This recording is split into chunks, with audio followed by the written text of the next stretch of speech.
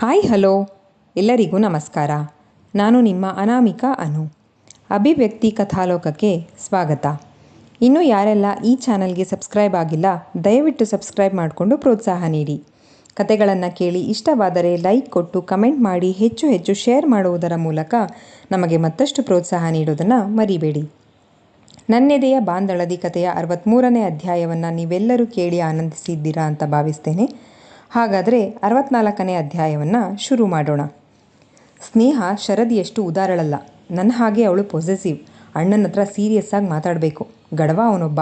ಬೈದ್ಕೊಂಡು ನಾನು ಮಾತಾಡ್ತೀನಿ ಅಣ್ಣನ ಹತ್ರ ಅಂತ ಸಮಾಧಾನ ಮಾಡಿದ್ಲು ನಕ್ಷತ್ರ ಕ್ಲಾಸ್ ರೂಮಿಗೆ ನಡೆಯುತ್ತಲೇ. ಮೈಲುಗಳ ದೂರವಿದ್ದರೂ ದೇಹವೆರಡು ಮನಸ್ಸೊಂದೇ ಅಂತೆ.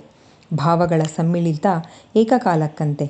ಇಲ್ಲಿ ನೆನಪಾದೊಡೆ ಅಲ್ಲಿ ಕಂಪನವಂತೆ, ಅಲ್ಲಿ ನೆನಪಾದೊಡೆ ಇಲ್ಲಿ ಕಂಪನವಂತೆ. ಬೆಚ್ಚುತ್ತಿರುವ ಹೃದಯಕ್ಕೂ ಕನಸಲ್ಲೂ ನಿಲ್ಲದ ಬಿಕ್ಕಳಿಕೆಯಂತೆ. ಆದರೂ ಫರ್ಲಾಂಗುಗಳ ದೂರದ ತಾತ್ಕಾಲಿಕ ಅಗಲಿಕೆಗೆ ವಿರಹವೆಂದು ಹೆಸರಂತೆ. Love you life, I don't need much, I just need you ಎಂದು ನವೀನನೊಂದು ಮೆಸೇಜ್ ಮಾಡಿ ಉತ್ತರಕ್ಕಾಗಿ ಕಾದಳು. You have a surprise today, ಏನಂತ ಕೇಳಬೇಡ. ಠಣ್ಣನೆ ಉತ್ತರ ಬಂದಿತ್ತು. Class room ತಲುಪಿದ್ರು.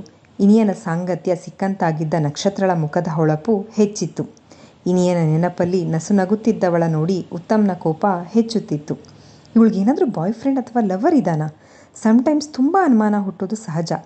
ಉತ್ತಮ್ನ ತಲೆಯಲ್ಲಿ ಬಲವಾದ ಯೋಚನೆ ಮೂಡಿತ್ತು. ಎಲ್ಲರೂ ಬ್ಯಾಂಡೇಜ್ ಸುತ್ತಿದ್ದ ಕೈ ಬಗ್ಗೆ ಉತ್ತಮ್ನ ಕೇಳುವವರೇ. ಕಂಡರೂ ಕಾಣದಂತೆ ಸುಮ್ಮನಿದ್ದಳು ನಕ್ಷತ್ರ. ಕೇಳವರೇ ಕೇಳ್ತಿಲ್ಲ, ಕೇಳಬೇಕಾದವರು ಕೇಳೋವರೆಗೂ ಪೇಯ್ನ್ ಕಮ್ಮಿ ಆಗಲ್ಲ ಅಲ್ವಾ ಉತ್ತಮ್ ಅಂದಳು ಪ್ರೇಕ್ಷಾ ಹಣೆಯ ಮೇಲೆ ಹೆಬ್ಬೆರಳಿನಿಂದ ನೀವಿಕೊಳ್ಳುತ್ತಾ. ಗೊತ್ತು ತಾನೇ, ಲೆಟ್ಸ್ ಅರೇಂಜ್. ಅವಳು ಇಲ್ಲಿ ಬಂದು ಕೇಳಬೇಕು, ಹಾಗೆ ಮಾಡು ಅಂದ ಉತ್ತಮ್. ಹುಡುಗಿಯರ ಸಹಾಯವಿಲ್ಲದೆ ನಕ್ಷತ್ರ ನನಗೆ ಹತ್ತಿರವಾಗಳು ಎಂಬುದು ಮನದಟ್ಟಾಗಿತ್ತು. Wait, I will come back ಅಂತ ಹೇಳಿ ನಕ್ಷತ್ರಳ ಬಳಿ ಬಂದ ಪ್ರೇಕ್ಷಾ, ಏನೇ ನಕ್ಷು, ನೀನು ಕ್ಲಾಸ್ಮೇಟ್ಗೆ ಏನಾದರೂ ಹೆಲ್ತ್ ಇಶ್ಯೂಸ್ ಆದರೆ ಅಟ್ಲೀಸ್ಟ್ ಯೋಗಕ್ಷೇಮ ಕೇಳಬೇಕು ಅನ್ಸಲ್ವಾ ನಿನಗೆ? ಬೇಕಂತಲೇ ಕೆಣಕಿದಳು ಪ್ರೇಕ್ಷಾ. ನೀನು ಕೇಳಿದೆ ತಾನೇ, ಬಿಡು. ಅಷ್ಟೊಂದು ಕನ್ಸರ್ನ್ ಇದ್ದರೆ ನೀನೇ ಇನ್ನೊಂದು ಸಾರಿ ಕೇಳು, ಬೇಡ ಅಂದೋರು ಯಾರು? ನಕ್ಷತ್ರಳಿಗಿಂತ ಮೊದಲೇ ಸ್ನೇಹ ಉತ್ತರಿಸಿದ್ಲು.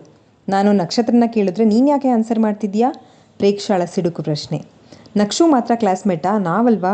ನೀನು ಯಾಕೆ ಅವಳನ್ನು ಮಾತ್ರ ಪಾಯಿಂಟ್ಔಟ್ ಮಾಡಿ ಕೇಳಿದೆ? ಪ್ರಶ್ನೆಗೆ ಮರುಪ್ರಶ್ನೆ ಸ್ನೇಹಾಳದ್ದು. ಎಷ್ಟಾದರೂ ಡಾಕ್ಟರ್ ವೈಫ್ ಆಗೋಳಲ್ವಾ, ಅವಳಿಗೆ ಕನ್ಸರ್ನ್ ಜಾಸ್ತಿ ಇರುತ್ತೆ ಅಂತ ಅವಳನ್ನೇ ಕೇಳಿದೆ. ಪ್ರೇಕ್ಷಾಳ ಸಮಜಾಯಿಷಿ. ಡಾಕ್ಟರ್ ವೈಫ್ ಅಷ್ಟೇ, ಡಾಕ್ಟರಲ್ಲ ಅವಳು, ವಾರ್ನಿಂಗ್ ಮಾಡುವಂತಿತ್ತು ಸ್ನೇಹಾಳ ಧ್ವನಿ. ಬಿಟ್ಟರೆ ಇಬ್ಬರು ಜಗಳ ಮುಂದುವರಿಸ್ತಾರೆ ಅಂದ್ಕೊಂಡು ಇಬ್ಬರು ವಾದ ಮಾಡೋದನ್ನು ಮೊದಲು ನಿಲ್ಲಿಸಿ. ಪ್ರೇಕ್ಷಾ, ನನಗೆ ನಿನ್ನೆ ನೈಟೇ ವಿಷಯ ಗೊತ್ತಾಯಿತು. ನವೀನ್ ಅವರೇ ಅವನಿಗೆ ಟ್ರೀಟ್ಮೆಂಟ್ ಮಾಡಿರೋದು. ಆಕ್ಸಿಡೆಂಟಲ್ಲಿ ಏನಾದರೂ ನಿಜ ಮಾನವೀಯತೆ ತೋರಿಸೋಣ ಇಂಟೆನ್ಷನಲ್ಲಿ ಮಾಡ್ಕೊ ಅಂತ ಅವನಿಗೆ ಯಾರಾದರೂ ಫೋರ್ಸ್ ಮಾಡಿದ್ರಾ? ಅದು ಒಂದು ಹುಡುಗಿ ವಿಷಯಕ್ಕೆ, ಅದು ಯಾರಾದರೂ ಆಗಿರಬಹುದಲ್ವಾ? ನಾನ್ ಸೆನ್ಸ್ ಅಂದಳು ಮಾತನಾಡಲು ಇಷ್ಟವಿಲ್ಲದವಳಂತೆ. ಪ್ರೇಕ್ಷಾ ಅಲ್ಲಿಂದ ಮತ್ತೆ ಉತ್ತಮ್ ಬಳಿ ಬಂದರೆ, ಏನಾಯಿತು? ಹೋದ ಕೆಲಸ ಯಾವುದೂ ಆಗಲ್ಲ ನಿನ್ನ ಕೈಲಿ, ಸುಮ್ಮನೆ ಬಡಾಯಿ ಕೊಚ್ಕೋತೀಯ ಅಷ್ಟೇ. ಒಬ್ಬಳೇ ಬಂದ ಪ್ರೇಕ್ಷಾಳನ್ನು ನೋಡಿ ಕೇಳಿದ ಉತ್ತಮ್. ವೆಯ್ಟ್ ಎಂದು ಹೇಳಲೋದವಳ ಮಾತು ತಡೆದವನು, ನಂಗೆ ಗೊತ್ತು ನಾನೇನು ಮಾಡಬೇಕು ಅಂತ, ಮಾಡ್ತೀನಿ ದೃಷ್ಟಿ ತೀಕ್ಷ್ಣ ಮಾಡಿಕೊಂಡು ಹೇಳಿದ Uttam. Come to the main gate. College ಬಿಡುವ ಸಮಯಕ್ಕೆ ಸರಿಯಾಗಿ ನಕ್ಷತ್ರಳ ಮೊಬೈಲ್ಗೆ ಮೆಸೇಜ್ ಬಂದ ಸದ್ದಾಯಿತು. ಮೆಸೇಜ್ ಓದಿ ಮುಖ ಅರಳಿಸ್ಕೊಂಡು, ಹೈ ಮೆಂಟ್ಲು ಬಂದಿದ್ದಾನೆ ಅನಿಸುತ್ತೆ, ಮೆಸೇಜ್ ಮಾಡಿದ್ದಾನೆ, ಬಂದರೆ ಬೇಗ ಹೋಗೋಣ. ಶರದಿ ಸ್ನೇಹಾರನ್ನು ಅವಸರಿಸಿದ್ಲು. ಬೇಡ, ನೀನು ಹೋಗು, ತುಂಬ ದಿನ ಆದಮೇಲೆ ಬ್ರೋ ಸಿಗ್ತಿದ್ದಾರೆ, ನಾವ್ಯಾಕೆ ಮಧ್ಯದಲ್ಲಿ, ಹ್ಯಾವ್ ಎ ನೈಸ್ ಟೈಮ್ ಕೆನ್ನೆಗಿಲ್ಲಿ ಹೇಳಿದಳು ಶರದಿ. ಎಲ್ಲರ ಜೊತೆಲಿ ಮೀಟ್ ಮಾಡಿನೂ ತುಂಬ ದಿನ ಆಗಿದೆ, ಮೀಟ್ ಮಾಡಬಹುದಿತ್ತು ಮುಖ ಊದಿಸ್ಕೊಂಡು ಹೇಳಿದಳು ನಕ್ಷತ್ರ. ಅವರಿಬ್ಬರು ಬಂದಾಗ ಮೀಟ್ ಮಾಡಿದ್ರಾಯ್ತು, ಹೋಗು ಈಗ ಅಂದಳು ಸ್ನೇಹ. ಸರಿ ಎನ್ನುತ್ತಾ ಮೇನ್ ಗೇಟಿನ ಕಡೆ ಹೆಜ್ಜೆ ಹಾಕುತ್ತಿರಲು ದಾರಿಗಡ್ಡವಾಗಿ ಬಂದು ನಿಂತ Uttam. Nakshatra, I need a help from you ಅನ್ನುತ್ತಾ ಏನೆಂಬಂತೆ ಮುಖ ಮಾಡಿದ್ಲು. ಅದು ಕೈ ಡ್ರೈವ್ ಮಾಡೋಕ್ಕಾಗಲ್ಲ, ಬಾಯ್ಸ್ ಬೇರೆ ಕಡೆ ಹೋಗ್ತಿದ್ದಾರೆ, ಹಾಸ್ಪಿಟಲ್ ಹೋಗಬೇಕು ಡ್ರೆಸ್ಸಿಂಗಿಗೆ. If you don't mind can you come with me ಅಂದ ಉತ್ತಮ್. ಹಾಸ್ಪಿಟಲ್ಗಾ? ಅದು ಇವನ ಜೊತೆ? ಅಬ್ಬಬ್ಬಾ, ಬೇಡವೇ ಬೇಡ ಎಂದುಕೊಂಡು ಹತ್ತಿರದಲ್ಲೇ ಬರುತ್ತಿದ್ದ ಪ್ರೇಕ್ಷಾಳನ್ನು ಕೂಗಿ, ಇಂಥವಕ್ಕೆಲ್ಲ ಇವಳೇ ಸರಿ, ನವ್ಯನ ಕರ್ಕೊಂಡು ಹೋಗಿದ್ಲಲ್ಲ ಹಾಗೆ ಉತ್ತಮ್ನು ಕರ್ಕೊಂಡು ಹೋಗಿ Preksha, emergency, I have to go ಅಂದ್ಲು ಮತ್ತಲ್ಲಿ ನಿಲ್ಲದೆ ಹೆಜ್ಜೆ ಹಾಕುತ್ತಾ. ಪ್ರತಿ ಅಗಳು ಅನ್ನದ ಮೇಲೂ ತಿನ್ನೋರ ಹೆಸರು ಬರೆದಿರುತ್ತಂತೆ, ಹಾಗೆ ಯಾರಿಗೆ ಸಿಗಬೇಕು ಅಂತಿರುತ್ತೋ ಅವ್ರಿಗೇ ಸಿಗೋದು. ಉತ್ತಮ್ನ ಹೆಗಲ ಮೇಲೆ ಕೈ ಇಟ್ಟು ಹೇಳಿದಳು ಪ್ರೇಕ್ಷಾ. ಭುಜ ಕೊಡವಿದ ಉತ್ತಮ್, ಕೋಪ ಬರಿಸ್ಬೇಡ ಪ್ರೇಕ್ಷಾ ಸಮಾಧಾನ ಮಾಡ್ಕೊಳ್ತಾ ಹೇಳಿದ್ದ. ಹೀರೋ, ನಿಂಗಿನ್ನೂ ಒಂದು ಶಾಕಿಂಗ್ ಸರ್ಪ್ರೈಸ್ ಇದೆ. ಈಗ ಆ ನಿನ್ನ ಪಾರಿವಾಳ ಹೋಗಿದ್ದಕ್ಕಿಂತ 1 to ಡಬಲ್ ಸ್ಪೀಡಲ್ಲಿ ಹೋಗಿ ಗೇಟ್ ಹತ್ರ ನೋಡ್ಕೊಂಡು ಬಾ. ಮರಿ ಆಮೇಲೆ ಆರಾಮಾಗಿ ಕೂತು ಚರ್ಚೆ ಮಾಡೋಣ. Sherlock pub R balcony bar ಯಾವುದಾದ್ರೂ ಓಕೆ. ಯಾವುದು ಅಂತ ಮೆಸೇಜ್ ಮಾಡಿ ಕನ್ಫರ್ಮ್ ಮಾಡು, ಕಾಯ್ತಿರ್ತೀನಿ. ಭುಜ ತಟ್ಟಿ ಹೇಳಿ ಸ್ಕೂಟಿಯನ್ನು ಸ್ಟಾರ್ಟ್ ಮಾಡಿಕೊಂಡು ಹೋದ್ಲು. ಉತ್ತಮ್ ತಲೆಯಲ್ಲಿ ಮೊಳೆತ ಅನುಮಾನ ಬಲವಾಗತೊಡಗಿತ್ತು. ಫಾಸ್ಟಾಗಿ ಗೇಟಿನ ಬಳಿ ಹೋದರೆ ನಕ್ಷತ್ರ ಭುಜ ತಬ್ಬಿ ಯಾರದೋ ಬೈಕಿನ ಹಿಂಬದಿ ಸೀಟ್ ಅಲಂಕರಿಸಿದ್ದು ಕಾಣಿಸ್ತು. ಬೈಕ್ ಸವಾರ ಹೆಲ್ಮೆಟ್ ಧರಿಸಿದ್ರಿಂದ ಮುಖ ಕಾಣಲಿಲ್ಲ. ಆತ ಹೆಲ್ಮೆಟ್ ಹಾಕಿಕೊಂಡೇ ಹಿಂದೆ ತಿರುಗಿ ಹೋಗೋಣ್ಬಾ ಕೇಳಿದಂತಿತ್ತು ಬಾಡಿ ಲ್ಯಾಂಗ್ವೇಜ್. ಹ್ಞೂ ಎಂಬಂತೆ ನಕ್ಷತ್ರ ಭುಜ ತಟ್ಟಿದಳು. ಕೈ ಅವನ ಭುಜದ ಮೇಲೇ ಇತ್ತು. ನಂಬರ್ ನೋಡೋಣ ಎನ್ನುವಷ್ಟರಲ್ಲಿ ಬೈಕ್ ಚಲಿಸಿ ಆಗಿತ್ತು. ಶಿಟ್ ಎಂದು ಕಾಲನ್ನು ನೆಲಕ್ಕೆ ಕೊಡುವಿ. ಕಾಲೇಜ್ ಕ್ಯಾಂಪಸ್ ಒಳಗೆ ಏನೂ ಗೊತ್ತಾಗದ ಅಮೂಲ್ ಬೇಬಿ ಥರ ಬಿಚ್ಚೋಲೆ ಗೌರಮ್ಮನ ಥರ ಇರ್ತಾಳೆ. ಗೇಟಿಂದ ಆಚೆ ಯಾವೊಂದೋ ಬೈಕ್ನಲ್ಲಿ ಬೆನ್ನು ಗಂಟ್ಕೊಂಡು ಹೋಗ್ತಿದ್ದಾಳೆ. ಏನು ಕಡಿಮೆ ಆಗಿತ್ತು ನನಗೆ? ಹ್ಞೂ ಅಂತ ಒಂದು ಮಾತು ಹೇಳಿದರೆ ನನ್ನ ಕಾರಲ್ಲೇ ಸ್ವರ್ಗ ತೋರಿಸ್ತಿದ್ದೆ. ಮಿಡಲ್ ಕ್ಲಾಸ್ ಮೆಂಟಾಲಿಟಿನೇ ಇಷ್ಟು. ಅಪ್ಪನ ದುಡ್ಡಲ್ಲಿ EMIಯಲ್ಲಿ ತಗೊಂಡಿರೋ ಬೈಕು, ಡೈಲಿ ಪೆಟ್ರೋಲ್ಗೆ, ಪಾಕೆಟ್ ಮನಿಗೆ ಅಮ್ಮ ಜೀರಿಗೆ ಡಬ್ಬ ಸಾಸಿವೆ ಡಬ್ಬದಲ್ಲಿ ಇಟ್ಟಿರೋ ಪುಡಿಗಾಸನ್ನು ಕಾಡಿಬೇಡಿ ಕಿತ್ಕೊಂಡು ಬಂದು ತಿರುಪೆ ಶೋಕಿ ಮಾಡೋರೇ ಇಷ್ಟ ಆಗೋದು. ಶಿಟ್, ಅವ್ನು ಯಾರು ಅಂತ ನೋಡೋಣ ಅಂದರೆ ಆಗಲಿಲ್ವಲ್ಲ ಎಂದು ಕೋಪದಿಂದ ಕಾಲನ್ನು ನೆಲಕ್ಕೆ ಬಡ್ದು, ಹೇಗೆ ತಿಳ್ಕೊಳ್ಳೋದು ಅವ್ನು ಯಾರು ಅಂತ? ಹೇಗೆ ಎಂದು ಮನೋರೋಗಿಯಂತೆ ವರ್ತಿಸುತ್ತಾ, ಅವಳ ಫ್ರೆಂಡ್ಸ್ನ ಕೇಳಿದ್ರೆ ಹೇಳ್ತಾರಾ? ನೋ ಹೇಳಲ್ಲ. ಮತ್ಯಾರು ಹೇಳ್ತಾರೆ? ಹಾಂ, ಆ ಪ್ರೇಕ್ಷಾ, ಅವಳೇ ಸರಿ ಹೇಳೋಕ್ಕೆ. She knows something, that's why she sent me. ಅದಕ್ಕೆ ಕಳಿಸಿದ್ದು ಅವಳು ನನ್ನನ್ನು ನೋಡೋದಿಕ್ಕೆ. ಎಸ್ ಶಿ ಈಸ್ ಎಂದು ಮೊಬೈಲ್ ತೆಗೆದು come to my guest house ಎಂದು ಲೊಕೇಶನ್ ಶೇರ್ ಮಾಡಿದ್ದ. ಇವನ ಮೆಸೇಜ್ಗಾಗಿಯೇ ಕಾದಿದ್ದವಳಂತೆ ಬೆರಳುಗಳಿಂದ ತಾಳ ಹಾಕುತ್ತಾ, ಪರವಾಗಿಲ್ವೇ, ಸಖತ್ ಸ್ಪೀಡ್ ಇದ್ದಾನೆ. ಕ್ಯಾಂಡಲ್ ಲೈಟಲ್ಲಿ ಒಂದು ಡ್ರಿಂಕ್ ಆಗಲಿ ಮೊದಲು ಅಂದ್ಕೊಂಡ್ರೆ ಡೈರೆಕ್ಟ್ ಬೆಡ್ರೂಮ್ಗೆ ಎಂಟ್ರಿ ಕೊಡ್ತಿದ್ದಾನೆ. ಸ್ವಕಾರ್ಯ ಸ್ವಾಮಿ ಕಾರ್ಯ ಎರಡೂ ಆಗುತ್ತೆ ಅಂದ್ಕೊಂಡು, ಏನು Preksha, you are not ordinary girl. Uttam ಅಂತ ಹೆಣ್ಣುಗಳ ಬೇಟೆ ಆಡಿರೋನಿಗೆ ನಿನ್ನ ಅಮಲು ಎಷ್ಟೇ ಇರಬೇಕು ಅಂದರೆ ಮತ್ಯಾವ ಹೆಣ್ಣು ನಿನಗೆ ಸಮ ಅಲ್ಲ ಅಂತ ಅನ್ನಿಸ್ಬೇಕು. ಸೀದಾ ಸಾದಾ ಹುಡುಗಿಯಲ್ಲ ನೀನು. ಪ್ರೇಕ್ಷಾಳ ಅಂತರಂಗ ಎಚ್ಚರಿಸಿತ್ತು. ಅಂತರಂಗದ ಅಪೇಕ್ಷೆಯಂತೆಯೇ ಮನೆ ತಲುಪಿ ಸ್ಲೀವ್ಲೆಸ್ ವೆಸ್ಟರ್ನ್ ವೆಲ್ವೆಟ್ ಗೌನ್ ಧರಿಸಿ ಸಿದ್ಧವಾದಳು. ದಾರಿಯುದ್ದಕ್ಕೂ ಗೊಂದಲದ ವಾತಾವರಣ, ದ್ವಂದ್ವ ಸ್ಥಿತಿ. ನಾನು ಮಾಡ್ತಾ ಇರೋದು ಸರಿನಾ ತಪ್ಪಾ? ಇಬ್ಬಗೆಯ ಭಾವದಿಂದ ತೊಳಲಾಡುತ್ತಲೇ ಸೀದಾ ಉತ್ತಮ್ನ ಗೆಸ್ಟ್ ಹೌಸಿಗೆ ಹೋಗಿ ಕಾಲಿಂಗ್ ಬೆಲ್ ಸದ್ದು ಮಾಡಿದ್ಲು. ಆಗಲೇ ಒಂದು ರೌಂಡ್ ಲೈಟಾಗಿ ಡ್ರಿಂಕ್ಸ್ ಮುಗಿಸಿ 3ನೇ ಸಿಗರೇಟಿಗೆ ತುಟಿ ತಾಕ್ಸಿದ್ದ. ಕೂತಲ್ಲಿಂದಲೇ ರಿಮೋಟ್ ಬಳಸಿ ಡೋರ್ ಓಪನ್ ಮಾಡಿದ್ದ. ಅಮಲೇರಿದ ಕಣ್ಣುಗಳಿಗೆ ಪ್ರೇಕ್ಷಾ ಸೌಂದರ್ಯದ ಖನಿಯಂತೆ ಕಂಡಳು. ಪ್ರೇಕ್ಷಾಳು ಅಪ್ರತಿಮ ಸುಂದರಿಯೇ, ಯಾರೂ ಸೋಕದ ಹೂವೇ ಸರಿ. ಆದರೂ ನಕ್ಷತ್ರ ಕಾಡು ಕುಸುಮ, ಪ್ರೇಕ್ಷಾ ಕಾಂಕ್ರೀಟ್ ಕಾಡಿನಲ್ಲಿ ಬೆಳೆದ ಹೂ. ಅದೆಷ್ಟು ವೈವಿಧ್ಯತೆ ಇಟ್ಟನೋ ಬ್ರಹ್ಮ ಹೆಣ್ಣೆಂಬ ಮಾಯೆಯೊಳಗೆ.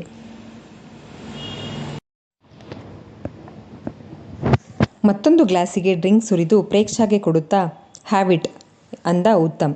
ಐ ಡೋಂಟ್ ಹ್ಯಾವ್ ಹ್ಯಾಬಿಟ್ ನಿರಾಕರಿಸಿದ್ಲು. ಯುನೋ, ಈ ಉತ್ತಮ್ ಗೆಸ್ಟ್ ಹೌಸಿಗೆ ಬಂದ ಮೇಲೆ ಅವಳಿಷ್ಟಕ್ಕೆ ತಕ್ಕಂತೆ ಎಲ್ಲ ಬದಲಾಗಬೇಕು.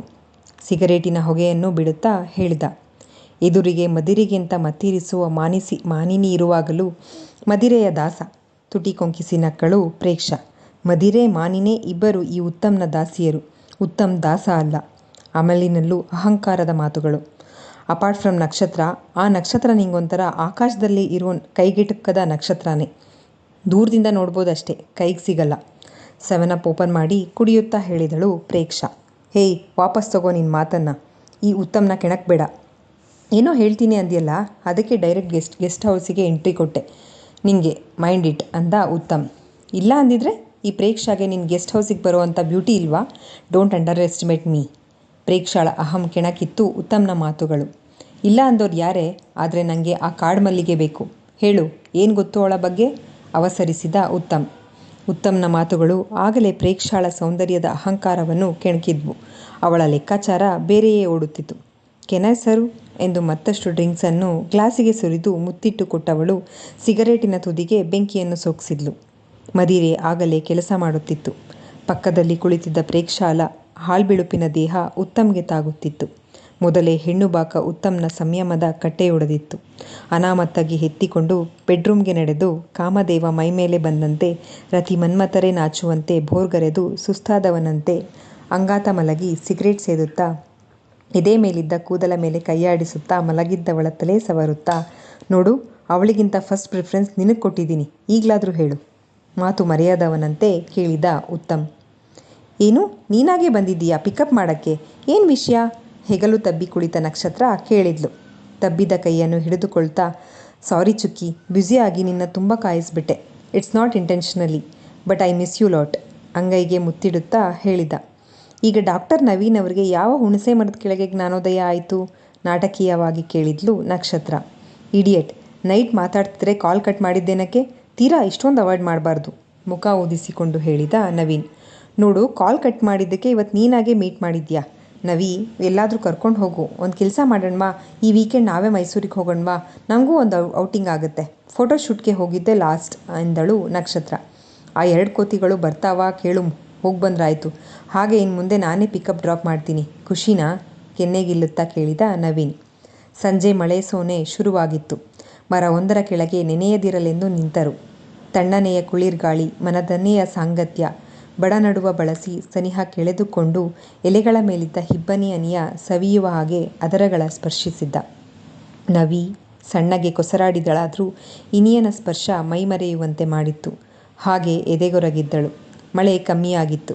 ಮತ್ತೆ ಇನಿಯನ ಹೆಗಲು ತಬ್ಬಿ ಮನೆಯ ದಾರಿ ಹಿಡಿದರೆ ಪ್ರೇಮಿಗಳಿಬ್ಬರ ಇಳಿಸಂಜೆಯ ಸಾಂಗತ್ಯ ದೂರದಲ್ಲಿ, ಕ್ಯಾಮರಾ ಕಣ್ಣುಗಳಲ್ಲಿ ಸೆರೆಯಾಗಿದ್ದು ಗಮನಿಸಲಿಲ್ಲ. ಪ್ರೇಮದ ಅಮಲು ಹತ್ತಿಸಿಕೊಂಡಾಗ ಕಾಮವೆಂಬುದು ನೆಪವಷ್ಟೇ.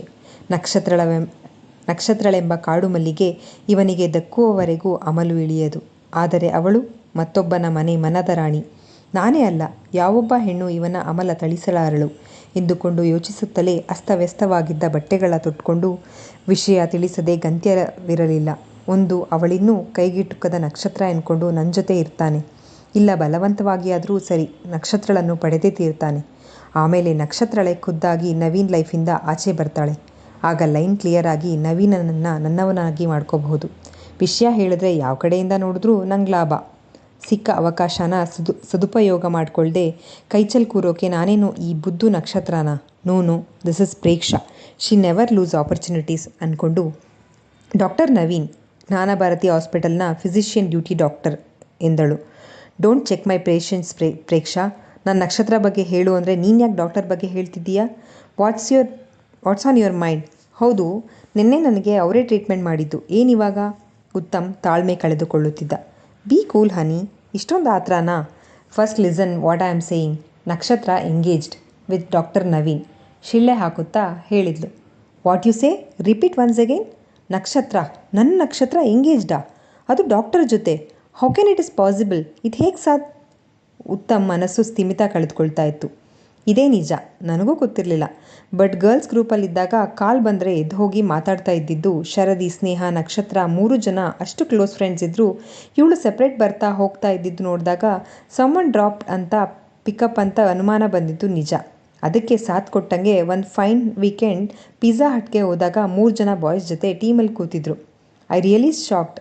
ಸೊ ನಾನೇ ಹೋಗಿ ಮಾತಾಡಿಸಿದಾಗ ಶರದಿ ಎಲ್ಲರನ್ನೂ ಇಂಟ್ರೊಡ್ಯೂಸ್ ಮಾಡಿಕೊಟ್ಟಿದ್ಲು. ಆ ಟೀಮಲ್ಲಿ ಅವತ್ತು ಡಾಕ್ಟರ್ ನವೀನ್ ಕೂಡ ಇದ್ದರು. ಬಟ್ ಅವತ್ತು ಕ್ಲಿಯರ್ ಆಗಿರಲಿಲ್ಲ. ಮೊನ್ನೆ ನವ್ಯಾಗೆ ಹೆಲ್ತ್ ಅಪ್ಸೆಟ್ ಆಗಿತ್ತು ಅಂತ ಜ್ಞಾನಭಾರತಿ ಹಾಸ್ಪಿಟಲ್ಗೆ ಕರ್ಕೊಂಡು ಹೋದಾಗ ನವೀನ್ ಪರ್ಸ್ನಲ್ ಕ್ಯಾಬಿನಲ್ಲಿ ಡಾಕ್ಟರ್ ಸೀಟಲ್ಲಿ ನಕ್ಷತ್ರ ಕೂತಿದ್ಲು. ಆಫ್ಟರ್ ಅವಳೇ ಹೇಳಿದ್ಲು, love come arrange, we both are engaged ಅಂತ ಪ್ರೇಕ್ಷಾ ಹೇಳಿದ್ಲು. ಸುಳ್ಳು ಹೇಳ್ತಿದೀಯಾ ನೀನು? ಕಿರುಚಿದ್ದ ಉತ್ತಮ್ ಒಪ್ಪಿಕೊಳ್ಳಲಾಗದ ಸತ್ಯ ಕೇಳಿ. ಸುಳ್ಳ್ಯಾಕೆ ಹೇಳಿ ನಾನು? ವೆಯ್ಟ್, ನಿನ್ನ ಎದುರಿಗೆ ಕನ್ಫರ್ಮ್ ಮಾಡ್ತೀನಿ ಅಂತ ನಕ್ಷತ್ರಳಿಗೆ ಫೋನ್ ಆಯಿಸಿದ್ಲು ಪ್ರೇಕ್ಷಾ. ಹಲೋ ಎನ್ನುತ್ತಾ ಆ ಕಡೆಯಿಂದ ನಕ್ಷತ್ರ ಲೈನಲ್ಲಿದ್ಲು. ವೇರ್ ಆರ್ ಯು ನಕ್ಷತ್ರ ಅಂದಳು Preksha mobile loud speaker on ಮಾಡಿ. ಮನೆಗೆ ಹೋಗ್ತಾ ಇದ್ದೀವಿ. ವೈ ಅಂದಳು ನಕ್ಷತ್ರ. ಏನಿಲ್ಲ, ಸುಮ್ಮನೆ ಮಾಡಿದೆ. ನವ್ಯ ಫೀಲಿಂಗ್ ಬೆಟರ್ ಅಂತೆ, ಬಟ್ ಸ್ವಲ್ಪ ಸುಸ್ತಿದೆ, ಏನಾದರೂ ಸಜೆಸ್ಟ್ ಮಾಡ್ತಾರಾ ಕೇಳು ಅಂದ್ಲು. ಸೊ ಕೇಳಿದೆ. ಎಲ್ಲಿದೆಯಾ? ಫ್ರೀ ಇದ್ದರೆ ನವೀನ್ ಅವ್ರಿಗೆ ಕೇಳ್ತೀಯಾ? ಸುಳ್ಳೇ ಕೇಳಿದ್ಲು ಪ್ರೇಕ್ಷಾ. ಅಷ್ಟೇನಾ, ಇರು, ನಾನಿನ್ನೂ ಮನೆಗೆ ಹೋಗಿಲ್ಲ, ನವಿ ಇಲ್ಲೇ ಇದ್ದಾನೆ ಎಂದವಳು. ನವಿ, ಗಾಡಿ ನಿಲ್ಲಿಸು ಸ್ವಲ್ಪ, ನವ್ಯಾಗೇನೋ ಗಿಡ್ಡಿನೆಸ್ ಅಂತೆ, ಸಜೆಷನ್ ಕೇಳ್ತಿದ್ದಾಳೆ ಅಂದ್ಲು. ಬೈಕ್ ನಿಲ್ಲಿಸಿ ನವೀನ್ ಹಲೋ ಅಂದನು. ಸಾರಿ, ಜೊತೇಲಿದ್ರಿ, ಡಿಸ್ಟರ್ಬ್ ಆಗಿದ್ರೆ ಅಂದಳು ಪ್ರೇಕ್ಷಾ. ಇಟ್ಸ್ ಓಕೆ, ನಮ್ಮ ಹುಡುಗಿ 24 hours ಡ್ಯೂಟಿ ಮಾಡೋಕ್ಕೆ ಪರ್ಮಿಷನ್ ಕೊಟ್ಟಿದ್ದಾಳೆ. ಹೇಗಿದ್ದಾರೆ ನಿಮ್ಮ ಫ್ರೆಂಡು ಎಂದು ಹೇಳಿ ಮೆಡಿಸಿನ್ ತಿಳಿಸಿದ ನವೀನ್. ಧ್ವನಿ ನಿಚ್ಚಳವಾಗಿದೆ. ನಿನ್ನೆ ರಾತ್ರಿ ಇನ್ನೂ ಕೇಳಿರುವ ಧ್ವನಿ. ಅಷ್ಟು ಸುಲಭವಾಗಿ ಮರೆಯೋಕ್ಕಾಗಲ್ಲ. ಕಾಲ್ ಡಿಸ್ಕನೆಕ್ಟ್ ಮಾಡುವಂತೆ ಸೂಚಿಸಿದ ಉತ್ತಮ್. ಒಂದು ಹಂತಕ್ಕೆ ಗ್ಯಾರಂಟಿಯಾಗಿತ್ತು. ಆದರೆ ಅವಳೆಲ್ಲೂ ಲವ್ವರ್ ಅನ್ನೋ ಹಾಗೆ ಮೆನ್ಷನ್ ಮಾಡಿಲ್ವಲ್ಲ. ಕಮರದ ಆಸೆಯ ಚಿಗುರು ಒಪ್ಪಲಲ್ಲದು.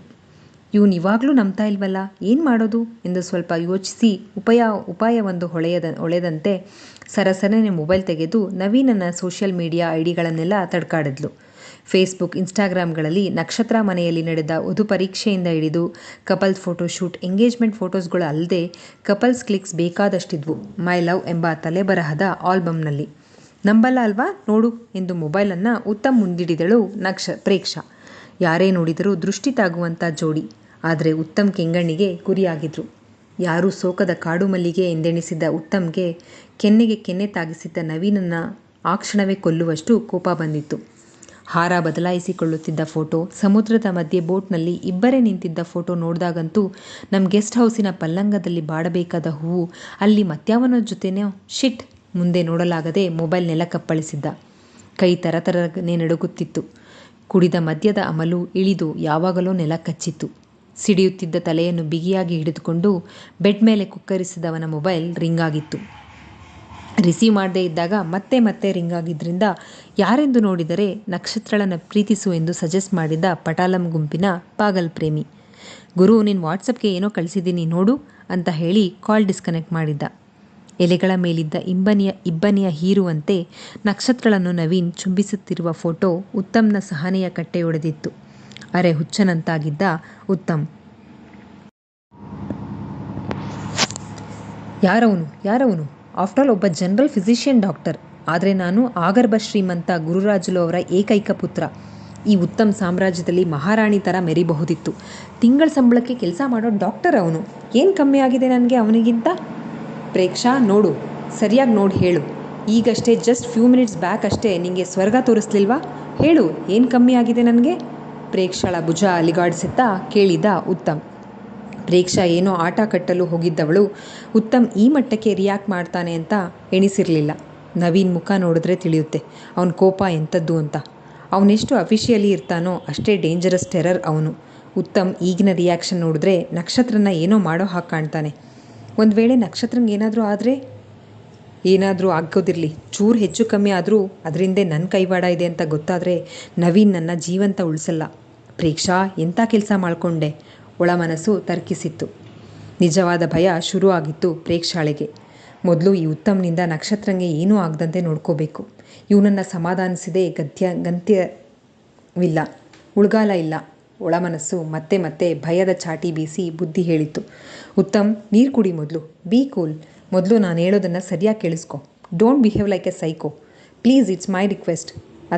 ಅತ್ತ ದರಿ ಇತ್ತ ಪುಲಿ ಎನ್ನುವಂತೆ ಉಭಯ ಸಂಕಟದಲ್ಲೇ ಉಗುಳು ನುಂಗುತ್ತಾ ಹೇಳಿದ್ಲು ಪ್ರೇಕ್ಷಾ.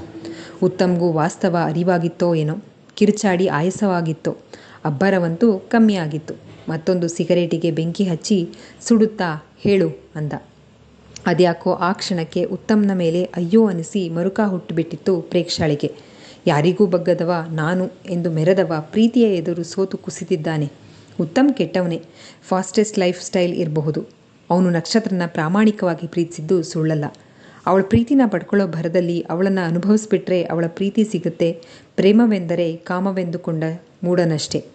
ಆದರಿಂದು ತನ್ನ ಪ್ರೀತಿ ಬೇರೊಬ್ಬ ಸ್ವತ್ತು ಎಂದು ತಿಳಿದ ಕೂಡಲೇ ಆಘಾತ ಆಗಿರೋದು ನಿಜ. ಆ ಆಘಾತ ಅವಘಡಗಳಿಗೆ ಕಾರಣ ಆಗದೇ ಇದ್ದರೆ ಸಾಕು, ಸರಿಯಾಗಿ ಅರ್ಥ ಮಾಡಿಸ್ಬೇಕು ಅಂತ ಅಂದ್ಕೊಂಡ್ಳು ಪ್ರೇಕ್ಷಾ. ಇಲ್ಲಿಗೆ ಈ ಸಂಚಿಕೆ ಮುಕ್ತಾಯವಾಯಿತು. ಈ ಸಂಚಿಕೆ ನಿಮ್ಮೆಲ್ಲರಿಗೂ ಇಷ್ಟವಾಗಿದೆ ಅಂತ ಭಾವಿಸ್ತೇನೆ. ದಯವಿಟ್ಟು ನಿಮ್ಮ ಅನಿಸಿಕೆ ಅಭಿಪ್ರಾಯಗಳನ್ನು ಕಮೆಂಟ್ ಸೆಕ್ಷನಲ್ಲಿ ಹಂಚ್ಕೊಳ್ಳೋದನ್ನು ಮರಿಬೇಡಿ. ಧನ್ಯವಾದಗಳು.